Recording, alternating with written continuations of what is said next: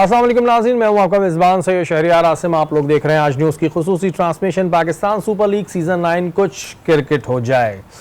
आज अगर हम देखते हैं तो पेशावर और मुल्तान के दरमियान मैच जारी है, लेकिन उससे पहले अगर हम पॉइंट्स टेबल की तरफ जाते हैं तो मुल्तान सुल्तान नंबर 1 पे है, सेकंड नंबर पे पेशावर ज़ल्मी, थर्ड पे इस्लामाबाद यूनाइटेड, फोर्थ पे क्वेटा ग्लैडिएटर। आज दोनों जो फर्स्ट और सेकंड नंबर की टीम है उनके दरमियान मैच इस वक्त जारी है और पेशावर ने पहले बैटिंग करते हुए 146 रन स्कोर किए 7 खिलाड़ियों को नुकसान पे। मुल्तान की बैटिंग जो है वो जारी है। क्या देखते हैं आप नसीम भाई? 146 स्कोर इतना ज़्यादा नहीं है, मे बी के फंसा भी दें। क्या देखते हैं कि इन दोनों में से किसका चांस है फाइनल में पहुंचने का?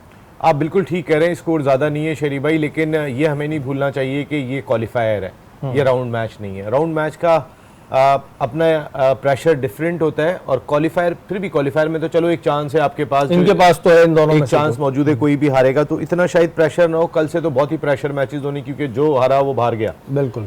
लेकिन इसका अपना एक प्रेशर है। इसकी वजह यह है कि आपको दूसरा मैच नहीं खेलना, आपने फिर डायरेक्ट जाके फाइनल खेलना है, आपके लिए फाइनल की बर्थ मौजूद है। 146 रन ऑन पेपर इतने ज़्यादा नहीं लग रहे, लेकिन अगर पेशावर ज़ल्मी की टीम यहाँ शुरू में कोई 1-2 क्विक विकेट हासिल करने में कामयाब होते हैं, 2-3 अगर, तो मेरे ख्याल मुल्तान सुल्तान थोड़ा सा बैकफुट पे ज़रूर जाएंगे। और जो ये लग रहा है, देखिए, या तो ये रन चेस हो जाएंगे 16-17 ओवर में, या माइट भी पॉसिबल ये रन चेस नहीं होंगे, या लास्ट ओवर में जा रहे होंगे। ये दो चीज़ें होंगी। इस तरह का जो रन चेस होता है वो या तो थोड़ा सा पहले हो जाता है या फिर नहीं होता है, क्योंकि कम रन्स का अपना प्रेशर होता है। अगर आपके सामने यही रन 170-180 होते तो आप अपने अंदाज से खेल रहे होते, लेकिन जब आपके सामने 146-47 रन होते हैं तो आपके ऊपर एक दूसरा साइकोलॉजिकल प्रेशर होता है कि भाई आपको जल्दी क्या थी, आप क्यों मार के आउट हो गए, आपने क्यों विकेट दे दी, आप तो आराम से खेल सकते थे, आपके पास टाइम था। ये प्रेशर दिमाग में चल रहा है। नसीम भाई, अगर आज हम पेशावर ज़ल्मी की बैटिंग देखते हैं तो बाबर आजम के अलावा बाकी तो सारे ही कोलैप्स कर गए। बड़े मैचेस में परफॉर्म ना करना ये ज़्यादा गलत नहीं होता कि जी ठीक है, जो पहले मैचेस चल रहे थे, राउंड मैचेस थे, उसमें तो परफॉर्म कर गए, बड़े लोगों ने इसमें परफॉर्मेंस दिखाई, लेकिन जो मेन मैच आ रहे होते हैं वहां पर आगे फिर डर डर के आउट होने लगते। देखिए, ये साइम अयूब के साथ मसला है। साइम अयूब पे बहुत ज़्यादा नज़रें थी कि इस PSL के अंदर उन्होंने पैचेस के अंदर कहीं ना कहीं अच्छा भी परफॉर्म किया, लेकिन जितनी एक्सपेक्टेशन लास्ट सीज़न जो वो खेले थे, और इस वक्त सारी दुनिया में कहा जा रहा है साइम अयूब की सूरत में एक वर्ल्ड क्लास प्लेयर आ गया है, साइम अयूब की सूरत में एक वर्ल्ड क्लास प्लेयर आ गया है। वर्ल्ड क्लास प्लेयर जो बड़े ओकेजन होते हैं वहाँ परफॉर्म करता है, जब जाके वर्ल्ड क्लास बनता है। बाबर आजम ऐसे ही वर्ल्ड क्लास नहीं है। आज के मैच में ठीक है, बाबर का स्ट्राइक रेट बहुत कम था, लेकिन इस पिच के ऊपर यही स्ट्राइक रेट हो सकता था, क्योंकि उन्होंने अपनी बारी कैरी करनी है। अगर ये बाबर आउट नहीं होते, बहुत ही ज़बरदस्त गेंद थी कि जिस पर उन्हें बोल्ड किया था, लेकिन जॉर्डन के उस गेंद से अगर मैं हट के भी बात कर लूँ तो बाबर जिस तरह की बैटिंग कर रहे थे, अगर वो 20 ओवर तक कैरी करते अपनी बारी को तो शायद ये रन 170 तो जरूर होते। क्योंकि अगर हम बाबर का स्कोर हटाते तो नसीम भाई 100 रन रह जाते हैं, फिर पीछे 100 रन बने, क्योंकि 7 खिलाड़ियों तक तो आउट हो गए थे, फिर तो टेल एंडर्स ही ने आना था सारे। देखिए, सबसे ज्यादा जो मायूस किया होगा बाबर को वो टॉम कोलर कैडमोर ने किया। इस पूरे सीजन के अंदर लास्ट ईयर ये बहुत ही सक्सेसफुल बैटर थे, लेकिन इस वक्त वो किस फ्रेम ऑफ माइंड में थे समझ में नहीं आया। आज तो चले उन्होंने फिर भी रन बॉल 24 रन स्कोर किए, लेकिन ये उनका कॉन्फिडेंस बता रहा है। वो जिस अंदाज से तेज खेलने की शोहरत रखते, उनसे रन नहीं हो रहे, और ये पिच भी ऐसी है कि यहाँ पे थोड़ा सा आपको टाइम लेने की ज़रूरत दिखाई देती है। तो आप टॉम कोलर कैडमोर इनके लिए सबसे एक, अगर आप कह सकते हैं कि सबसे बुरा एलिमेंट रहा, सबसे ख़राब एलिमेंट रहा। दूसरी हारिस पे आपने बहुत बैंक किया। हारिस हसीबुल्ला की तो फिर चले आपको पैचेस में परफॉर्मेंस नज़र आ जाएगी। आज हारिस के 22 रन बहुत इंपॉर्टेंट है। इस रन में अगर मैं देखता हूँ कि 14 गेंदों पे जो 157 के स्ट्राइक रेट से उन्होंने किए, लेकिन वो जैसे विकेट देकर आते पता ही नहीं होता वो कब आउट हो जाएंगे, कब समझ में नहीं आता। लेकिन मुझे बड़ी खुशी होती है कि बाबर अगर मैच नहीं भी खेल रहे होते तो भी बाबर बाबर बाबर और क्राउड जिस तरीके से चीख रहा होता है। मैं एक चीज़ मैंने देखी, मुझे एक याद आता है जब हम क्रिकेट फॉलो करते थे, लाला लाला लाला इस तरह के नारे भी बहुत लगा करते थे, लेकिन वहाँ हम देखते थे कि शाहिद खान अफरीदी के बहुत चांसेस होते थे जल्दी आउट होने के। हाँ, वो भी अनप्रेडिक्टेबल थे। बाबर तो खैर बहुत प्रेडिक्टेबल है, लेकिन वो बॉलिंग करके भी देते थे, फील्डिंग करके भी देखते थे, लाला कहीं ना कहीं कंपलसेट कर देते थे। लेकिन लाला की एक मुख्तसर बारी को देखने के लिए बहुत बड़ी तादाद आती थी, और वो तादाद लाला के आउट होते ही चली जाती थी। ये मैं आपको एक एलिमेंट बता रहा हूँ। बाबर अभी उस जगह पे नहीं पहुंचे कि बाबर आउट हुए और क्राउड चलना शुरू ये हो गया। बात तो बाबर बाबर के नारे तो लग रहे हैं शाहिद की तरह, लेकिन अब तक क्राउड बाकियों को भी देखने को तैयार है। लेकिन शाहिद की इनिंग का एक अजीब सा करिश्मा होता था। ये बात तो उस वजह से हम इस बात को बिल्कुल एग्री करेंगे कि जब हम तो ग्राउंड्स में नहीं जाते थे, स्क्रीन पे देखते थे, जब शाहिद अफरीदी आते थे तो हमें होता था अब चौका, और लेकिन कभी छक्का कभी चौका, कभी बहुत अच्छा खेल जाते थे, कभी ऐसा शॉट दे के आउट होते थे, हम कहते थे बस अब नहीं आना चाहिए, शाहिद अफरीदी को अब नहीं आना चाहिए। ये इस तरह की बातें होती थी, लेकिन जाहिर है अल्लाह ताला जिसको इज्जत दे और मेहनत भी उसमें उनकी बहुत है। हेमन, आपकी जानिब आते हैं, बॉलर्स में अगर हम देखते हैं तो आज उसामा मीर बहुत आउट क्लास बॉलिंग की, 4 ओवर में 16 रन दिए। उसके अलावा इफ्तिखार ने भी 2 ओवर में 9 रन दिए, लेकिन इनसे फिर पूरे 4 ओवर नहीं कराए गए। कैसा देखती हैं इनकी बॉलिंग को, और आपको क्या लगता है मुल्तान सुल्तान कर लेगा चेज़? देखें स्कोर की, जैसे उन्होंने बात की कि 146 रन स्कोर हुए, अगर लो स्कोरिंग मैच है तो इट मींस के विकेट में कुछ ना कुछ ज़रूर मौजूद है, और ये टारगेट इतना इजी नहीं होगा उनके लिए चेज़ करना, थोड़ा स्ट्रगल करेंगे। बट अगर ओवरऑल मैं मुल्तान की बॉलिंग की बात करूं तो इसमें जो एक बहुत इंप्रेसिव बॉलर है वो डेविड विली हैं। अगर हम उनकी स्पीड देखें तो 132, 128, लेकिन वो अपनी लाइन और लेंथ, अपनी कंसिस्टेंसी पे इतना ज़्यादा रिलाई करते हैं कि उन्होंने ये एलिमेंट ख़त्म कर दिया कि कराची की विकेट पे फास्ट बॉलर्स बॉलिंग नहीं कर सकते। कराची, मुल्तान, लाहौर, पिंडी, चारों जगह पे उनकी जो इकोनॉमी है वो बहुत ज़बरदस्त है। तो हमें ये चीज़ उनसे लर्न करनी चाहिए एज अ फास्ट बॉलर कि आपने हर पिच का बॉलर बनना है, और ये उन्होंने प्रूव किया कि इसके लिए उनको सिर्फ कंसिस्टेंसी चाहिए थी, पेस भी नहीं चाहिए था। और यहाँ पे इनकी स्ट्रेटजी की बात करें अगर मुल्तान की, तो इन्होंने बड़ी ज़बरदस्त अपना बॉलिंग रखा है। मुल्तान में इन्होंने अपने पेसर्स खिलाए, फिर जब ओलिस्टोन गए हैं आयरिश प्लेयर, उसके बाद जो जॉर्डन ने आके इनको ज्वाइन किया, तो वहाँ से इनकी जो मिडल की स्ट्रेंथ है बॉलिंग की बहुत इंप्रूव हुई है, और जो डेथ बॉलिंग है स्पेशली। और आज जो जॉर्डन का बॉल था बाबर को, यूजुअली बाबर यॉर्कर पे थर्ड मैन पे खेल लेते हैं, लेकिन वो बॉल उनका रिवर्स स्विंग हुआ तो वो बिल्कुल उसको रीड नहीं कर सके और वो स्टंप्स में फिनिश हुआ बॉल आके। तो मुल्तान की ओवरऑल स्ट्रेटजी और बॉलिंग बहुत ज़बरदस्त जा रही है, और उसामा मीर को भी अप्रिशिएट करना चाहिए क्योंकि वो बहुत अच्छा कमबैक किया उन्होंने। लास्ट टाइम उनको काफ़ी रन्स पड़ गए थे पिंडी में, लेकिन आज बड़ा मैच था, तो जो हम उनकी बात करते हैं कि उन पर प्रेशर आता है, तो आज उन्होंने वो परफॉर्मेंस दी है हमें कि मैं बड़े मैच में अच्छी बॉलिंग कर सकता हूँ, और अपनी जगह से नहीं हिले। तो थ्रू आउट मुल्तान बहुत अच्छा किया बॉलिंग में। तो अभी तक आपको ये चांसेस हैं कि मुल्तान जो है ये टारगेट पूरा कर लेगा? देखिए आई बिलीव कि वो कर लेगा, क्योंकि उनके जो बैटर्स हैं वो इस विकेट पे अच्छा खेलते हैं। जैसे यासिर खान है, लोकल हैं। शुरू में इनके पास ओपनर्स बेशक फॉरेन प्लेयर्स थे, लेकिन उन्होंने यासिर खान को अपनी टीम में रखा बिकॉज ही न्यू कि जब हमारे फॉरेन प्लेयर्स चले जाएंगे तो हमने लोकल पे ही रहना है। तो उन्होंने अपने लोकल प्लेयर को बिल्कुल आउट ऑफ एक्सपीरियंस नहीं किया, बेंच पे नहीं किया। तो यासिर खान है इनके पास, फिर उस्मान खान बहुत ज़बरदस्त खेल रहे हैं, और रिजवान खुद स्पिन को बहुत अच्छा खेलते हैं। तो टॉप 3 में इनका होना ज़रूरी है, और नीचे जो उनकी स्ट्रेंथ है, Iftikhar, Khushdil Shah, they are too good, उनको करना चाहिए स्कोर। चांसेस हैं कि जी मुल्तान ये मैच जीत जाए, लेकिन अभी तो कुछ नहीं रखते। नसीम भाई चले, आज तो फिर भी थोड़ा ऑक्सीजन है कि अगर हार भी गए तो एक मौका और है। कल के बाद से बड़ा एक जिसे कहते हैं ना बड़े प्रेशर वाले मैचेस होंगे। हाँ, डू एंड डाई वाली बात है। इस्लामाबाद यूनाइटेड और कोयटा को देखते हैं। कोयटा वैसे आपकी फेवरेट है, तो इन दोनों में से किसका चांस है? मेरी टीम है। आपकी टीम है। चले, नसीम भाई ने तो खुला कहा मेरी टीम है। इस्लामाबाद यूनाइटेड और अगर कोयटा ग्लैडिएटर को हम देखते हैं तो आपको क्या लगता है कल के मैच में क्या होने वाला है? दिल कह रहा है कोयटा, दिमाग कह रहा है इस्लामाबाद। ये क्या एक सूरत हाल है। लेकिन मैं थोड़ा सा भी इस आपके सवाल पे आता हूँ प्लीज। देखिए इस वक्त जो अगर आप टॉप 10 राउंड मैचेस में देखें, बॉलर्स अगर उठा के देखेंगे टॉप 10 की लिस्ट, तो उसमें 4 मुल्तान सुल्तान्स के बॉलर हैं। बाबर आजम का एक बॉलर दिखाई देता है, वो ल्यूक वुड है। उसामा मीर नंबर 1 है, मोहम्मद अली नंबर 2 है, अब्बास आफरीदी, डेविड विली, ये 4 बॉलर टॉप 10 में आपको दिखाई दे रहे हैं। बाबर ने अपने बॉलर्स को उस तरह सेट नहीं होने दिया। देखें आमिर जमाल को आज भी आप किस नंबर पे बैटिंग के लिए भेज रहे हैं, पॉल वॉल्टर भी उनसे ऊपर जा रहे हैं खेलने। आमिर जमाल का वो एक्शन था ना, वो उनसे बोले अब क्या हुआ, नहीं, अब जो 1 रन बनाकर आउट हुआ आमिर जमाल ने, फिर नसीम भाई ये एक्शन आमिर जमाल ने क्यों नहीं दिया? मैं आमिर जमाल से पूछना चाहता हूँ, जब वो आउट हो गए थे 1 रन बना के, फिर यूं करते, फिर यूं करते, क्यों नहीं कराया उन्होंने? देखिए आज आमिर जमाल को बहुत नीचे भेज रहे हैं। मुझे समझ में नहीं आ रहा आमिर जमाल, जब आपसे टॉम कोलर कैडमोर से परफॉर्म नहीं हो रहे, आप ये देख रहे हैं आमिर जमाल प्रॉपर बैटर हैं, आप थोड़ा ऊपर तो करके देखो। आप तो ऐसा लगता है कि फ़हीम अशरफ की वजह से आमिर जमाल को बनने ही नहीं दे रहे हो। बिल्कुल मैं क्लियर कह रहा हूं आपको ये बात अब लोगों में डिस्कस होना शुरू हो गई है कि आप आमिर जमाल को बनने नहीं दे रहे। दूसरी इंपॉर्टेंट चीज, आरिफ याकूब कहाँ गए? इन पिचेस के ऊपर तो सारे स्पिनर्स डोमिनेट कर रहे हैं। इस टॉप 10 के अंदर अगर आरिफ याकूब खेल रहे होते तो लाजमी तौर पर होते, क्योंकि उन्होंने जो चंद मैचेस खेले उन्होंने परफॉर्म करके दिखाया।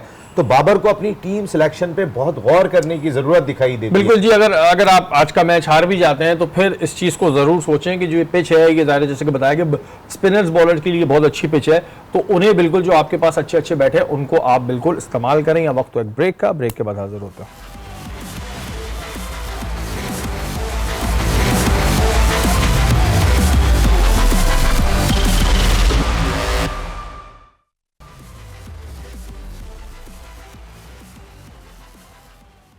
वेलकम बैक नाज़रीन, आप लोग देख रहे हैं आज न्यूज़ की खुसूसी ट्रांसमिशन और बात हो रही है पीएसएल के हवाले से।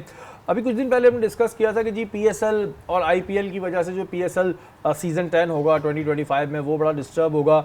लेकिन नसीम भाई, अगर पीएसएल और आईपीएल एक ही उस पर हो जाए ना, मतलब एक ही डेट्स पर आ जाए, तो हमें इससे फ़ायदा हो रहा है। हमें इससे फ़ायदा इस तरह हो रहा है क्योंकि चैंपियंस ट्रॉफी है 2025 में और ये जारी फरवरी और मार्च के बीच में। अप्रैल से आईपीएल जो है वो स्टार्ट हो जाएगा।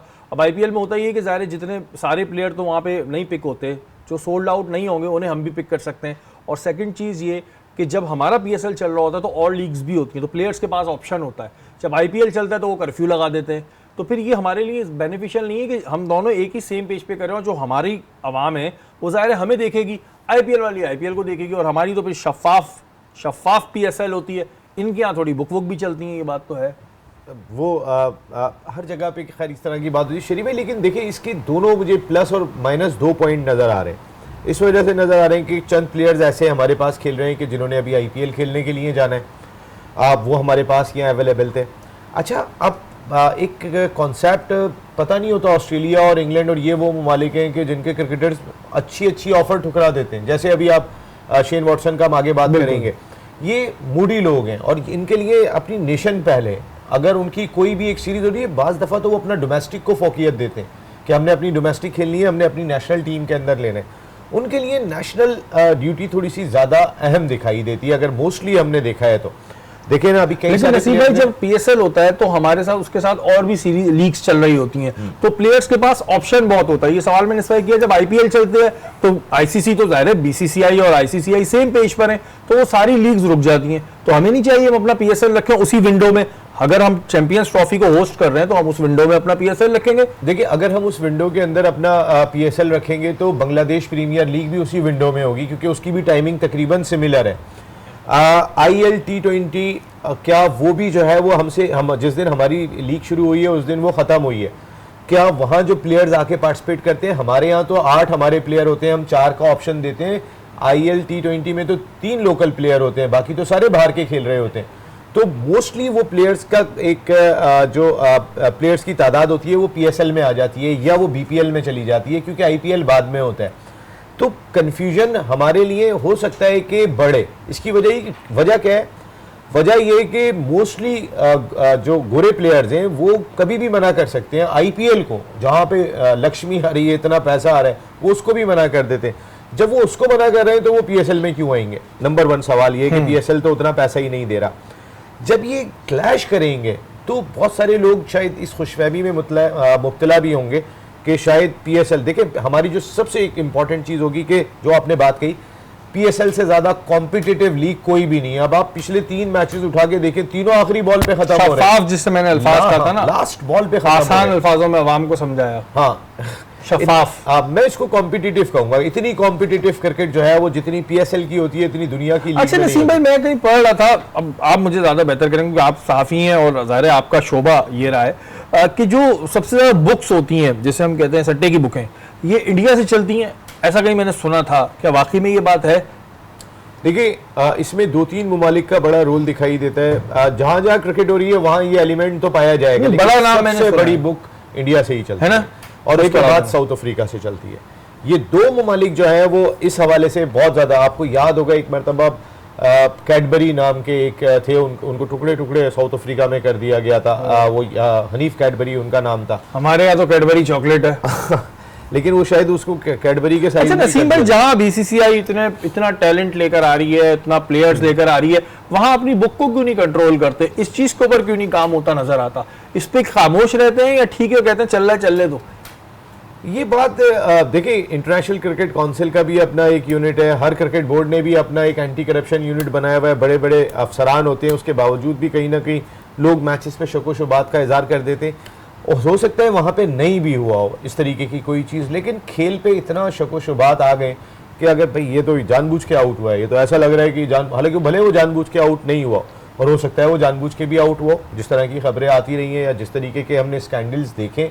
भाई हंसी क्रोने आपको याद होगा मुंबई में जो वाकया हुआ था, फिर वो जहाज में ही जो है क्लैश हो गया। और तो बेचारे शरीफ से आदमी तो उन्होंने एक्सेप्ट भी कर लिया था, उन्होंने एक्सेप्ट कर लिया था और उन्होंने इसकी माफी भी मांगी थी। और ये ऐसा बहुत कम हमने देखा है, वरना आपको याद होगा जो हमारे यहाँ पे स्पॉट फिक्सिंग स्कैंडल हुआ था, जो वर्ल्ड वाइड बहुत मशहूर हुआ था। लेकिन मेरा एक सवाल है, जितने एंटी करप्शन यूनिट हैं, चाहे वो इंटरनेशनल क्रिकेट काउंसिल के हों या फिर क्रिकेट बोर्ड ने जितने भी बनाए हुए, उन्होंने खुद कितने स्कैंडल्स पकड़े? देखिए, जो आमिर आसिफ का स्कैंडल हुआ था वो स्कॉटलैंड यार्ड ने पकड़ा था, वो किसी एंटी करप्शन यूनिट ने आईसीसी के नहीं पकड़ा था। उसके बाद आप सारे एक्टिव हुए थे। हंसी क्रोने का मामला मुंबई पुलिस ने पकड़ा था, किसी और ने नहीं पकड़ा था।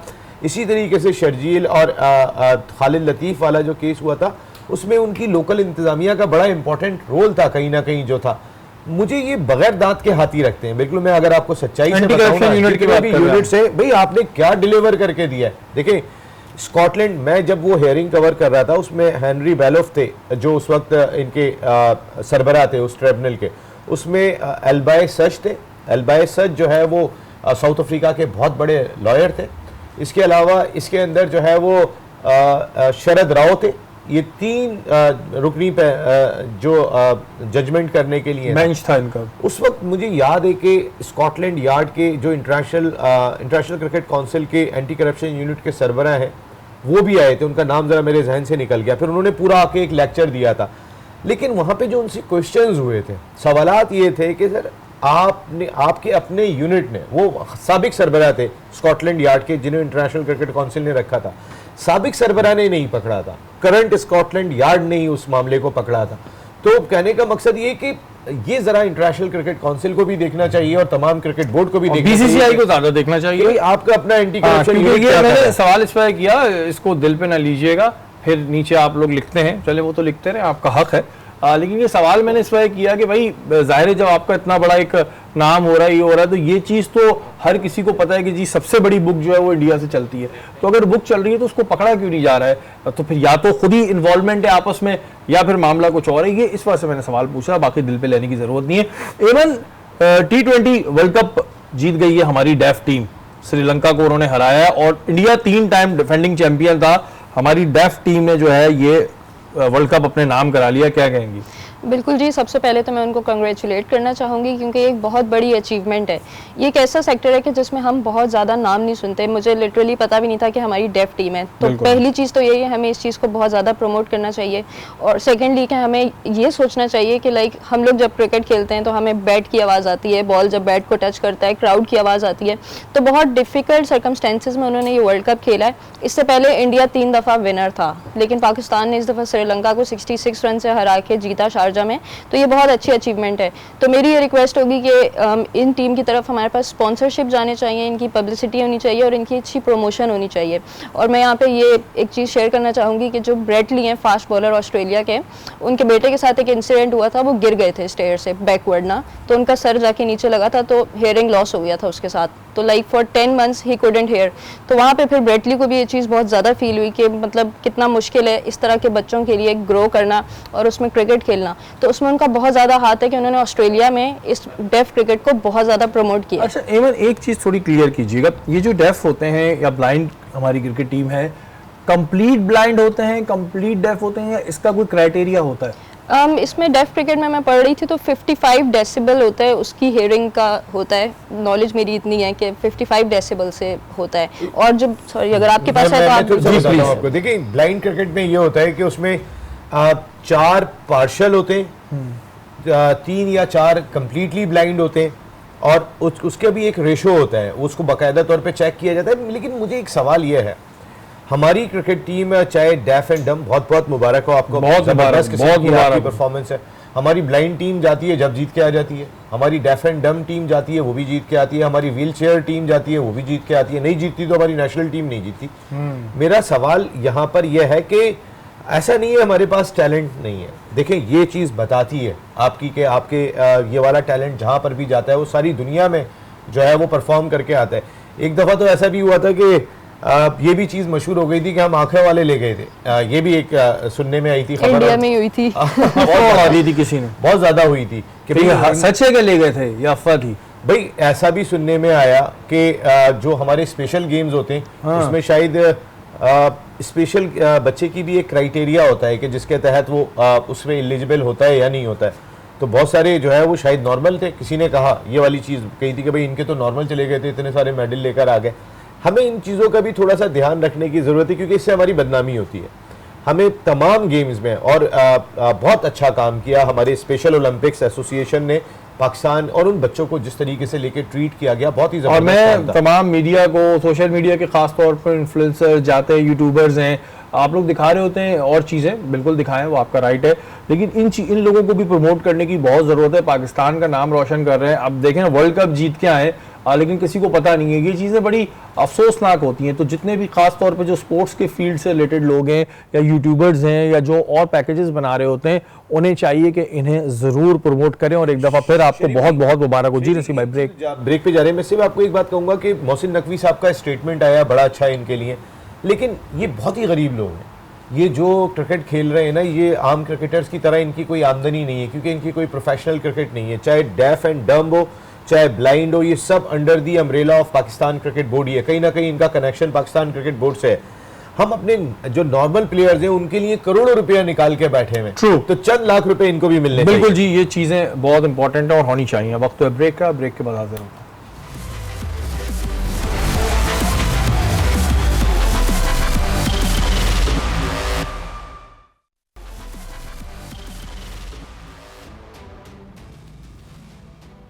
वेलकम बैक नाज़रीन, आप लोग देख रहे हैं आज न्यूज़ की खुसूसी transmission. Pakistan Super League season 9 कुछ क्रिकेट हो जाए। अगर मुल्तान की अब तक की परफॉर्मेंस देखें तो काफ़ी अच्छी जा रही है। चांसेस हैं कि मुल्तान सुल्तान ये मैच जीत सकती है, लेकिन नसीम भाई कहते हैं ना, क्रिकेट बड़ा बेवफा खेल है, तो अभी हम फाइनल कोई जो है वर्डिक्ट नहीं दे सकते।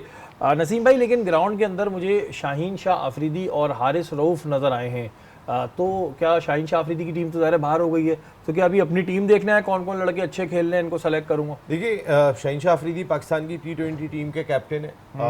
हो सकता है कि पाकिस्तान क्रिकेट बोर्ड ने उन्हें इनवाइट किया कि भाई आप आएँ और आके देखें, या सिलेक्शन कमेटी की कोई मीटिंग भी जो है वो खामोशी के साथ हुई हो कि किन खिलाड़ियों को आपने सेलेक्ट करना है जो न्यूजीलैंड के खिलाफ सीरीज़ में पार्टिसिपेट करेंगे। देखिए, बहुत सारे लोग मुख्तलिफ आरा दे रहे हैं कि बाबर आजम दोबारा कप्तान आ जाएंगे, रिजवान को कप्तान बना दो, लेकिन मैं आपको बार बार एक बात कह रहा हूँ, हम अपनी क्रिकेट का मज़ीद मजाक ना बनाएं।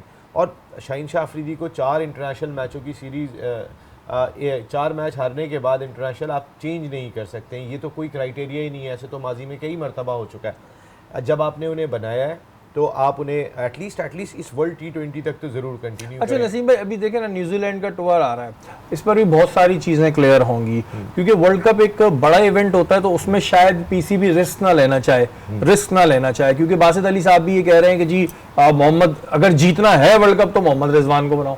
बोले अब बासित भाई से कहें कि आप गारंटी दे दें, रिजवान को कप्तान बना देते हैं। कप्तान के बनाने से क्या वर्ल्ड कप जीत जाएंगे? देखिए, आप कप्तान बहुत ही इंपॉर्टेंट होता है, लेकिन कप्तान का एलिमेंट भी देखना पड़ता है। देखिए, सरफराज जैसे गॉड गिफ्टेड कैप्टन बार बार नहीं आते, वो एक गॉड गिफ्टेड कैप्टन थे और उनको एक डिफरेंट टीम को लेके चलना आता था, ये बहुत ही इंपॉर्टेंट होता है। रिजवान के हवाले से मैं थोड़ा सा रिलेक्टेंट होता हूँ उनकी कैप्टनशिप के हवाले से। देखिए ना, आप फिर कल से क्रिटिसाइज होना शुरू हो जाएगा। अगर मैं इस वक्त के टॉप 2 बैटर्स देखता हूं, Babar Azam highest run scorer है, आज 500 से ज़्यादा रन उन्होंने स्कोर कर दिए। उनका स्ट्राइक रेट 148.66 दिखाई दे रहा है। बाबर 50-5 बना चुके हैं। उनकी जो बैटिंग का लेवल है वो डिफरेंट दिखाई दे रहा है। रिजवान को अगर मैं इतने ही मैचेस में देखता हूं तो रिजवान की स्ट्राइक रेट 127 दिखाई दे रहा है। अभी आपका ये कहना है कि शाहीन को कंटिन्यू किया जाए। वैसे एक तरीके से ठीक भी है कि इतनी जल्दी कैप्टन बदलने से और कैप्टन ही पे सारा डाल दो कि जी वर्ल्ड कप जीतना है, तो ये तो जो है कोई ज्यादा मुनासिब बात नहीं है। एमन, अगर शेन वॉटसन की बात करें तो उन्होंने तो पहले जराये ने बताया था, उन्होंने मना कर दिया था। $2 मिलियन उन्हें पर एनम सैलरी देने को वो पीसीबी राजी हो गया है, लेकिन अभी भी वो कह रहे हैं कि मैं अभी फैमिली से मेरी कमिटमेंट्स हैं, तो मैं अभी तक वो माने नहीं है जो जराया बता रहा है। और अगर वो ये ऑफर एक्सेप्ट कर लेते तो अब तक पाकिस्तान क्रिकेट बोर्ड की तारीख में सबसे बड़ी ऑफर होगी किसी कोच को। $2 मिलियन नहीं ले रहा, वो फैमिली को टाइम दे रहा है। नहीं, ये तो बहुत अच्छी बात है कि वो अपनी फैमिली को प्रायोरिटी दे रहे हैं, क्योंकि ऑब्वियसली इट्स नॉट इजी कि आप पाकिस्तान में आके 2-3 साल रहें। जो भी कोच होता है वो पहले ये एलिमेंट्स देखता है कि मैंने पाकिस्तान में जाना है, तो ऑब्वियसली सिक्योरिटी कंसर्न्स होते हैं कोचेस के लिए कि उनको थ्रू आउट फिर एनसीए में रहना पड़ता है। तो लेकिन जितना अमाउंट है, आई वुड से कि पीसीबी को भी इस बारे में सोचना चाहिए। ऑब्वियसली सजेशन है, क्योंकि मैं ये समझती हूँ कि अगर हम ग्रास रूट लेवल पे इतना अमाउंट लगाएं तो हम सोचेंगे यार जो 13 साल का बच्चा आके गलत एक्शन से बॉलिंग कर रहा है, उसके पास जो कोच है वो उसको अच्छा सिखाए, वो वहां से सही ये होगा। जो एमन ने बात की ना, आप कोचेस को $2-2 मिलियन दे रहे हैं, नसीम भाई आईएमएफ का सोच रहा होगा हमारे बारे में। $2 मिलियन हम ऑफर कर रहे हैं, सामने वाला मना कर रहा है, आईएमएफ कुछ नहीं सोच रहा होगा, और यही पैसा कहीं और लगा दो तो क्रिकेट कहां से कहां पहुंच जाए। नहीं ऐसा शेन वॉटसन क्या कर देगा, कौन सा प्रोटीन पिलाएगा हमें। बिल्कुल सही बात है। देखिए इंटरनेशनल टीम के लिए कोच होना बहुत इंपॉर्टेंट होता है, इसमें कोई शुबा नहीं है, लेकिन मैंने आपको पहले कहा ना, गोरे क्रिकेटर्स के लिए पैसा एक नंबर की चीज़ नहीं है, सबसे अव्वल नहीं है। उनके लिए उनकी जिंदगी बहुत इंपॉर्टेंट है। कोई भी आप उठा के देखेंगे, कभी कोई और ऑफर कौन कर रहा है, कर्जे में डूबा हुआ मुल्क कर रहा है। और वाकई में इस तरीके की तो आईएमएफ की आंखें भी, आईब्रोज भी खड़ी, अच्छा इनके क्रिकेट बोर्ड के पास इतना पैसा है, वो कोई मदद नहीं करते, इतने पैसे देने को तैयार है, $2 मिलियन। तो लेकिन उससे हटकर भी अगर मैं देखता हूँ तो बहुत पैसे दे रहे हैं, ये तो बहुत ज़्यादा पैसे दे रहे हैं। इस मुल्क में एक आम आदमी के लिए खाने को भी अवेलेबल नहीं है। जब वो इस तरह की चीज़ें सुनता है कि जी $2 मिलियन जो है वो कोच को दिया जा रहा है साल का, और वो भी पाकिस्तान के नहीं है, अगर इतने पैसे देने, तो ये बहुत सारे ऐसे क्रिकेटर्स हैं जिन्होंने इस मुल्क की बहुत खिदमत की है और वो बेहतर हालत में नहीं है। आप अगर $1 मिलियन के भी बहुत सारे आपको कोच मिल जाएंगे, लेकिन अगर $1 मिलियन आप अगर उनको देते हैं कि जिन्होंने क्रिकेट को इतना सर्व किया है, और उनको आप अपॉइंट करते हैं जूनियर सतह के ऊपर लगाते हैं, अगर यही पैसा, इसका आधे का आधा भी हम अपने डोमेस्टिक स्ट्रक्चर को सही करने पे लगा देना, तो कोच की भी जरूरत ना पड़े, इतना टैलेंट निकला है। बिग कोचेस लाए ना। देखिए आप मुख्तलिफ कैंप्स लगाएं, आपके पास कोई ऑफ स्पिनर दिखाई नहीं दे रहा है, आपके पास स्पिनिंग डिपार्टमेंट कमजोर है, आपके पास चैंपियन स्पिनर्स बैठे हुए, तौसीफ अहमद आपके पास बैठे हुए, इकबाल कासिम आपके पास, सकलैन मुश्ताक आपके पास है, मुश्ताक आपके पास है। आप इनको लेके कैंप तो लगाए ना भाई, सारी दुनिया जाना है, पूरे पाकिस्तान से जाके स्पिनर सेलेक्ट करके लेके आने, और वो 16 साल के बच्चे लेके आने।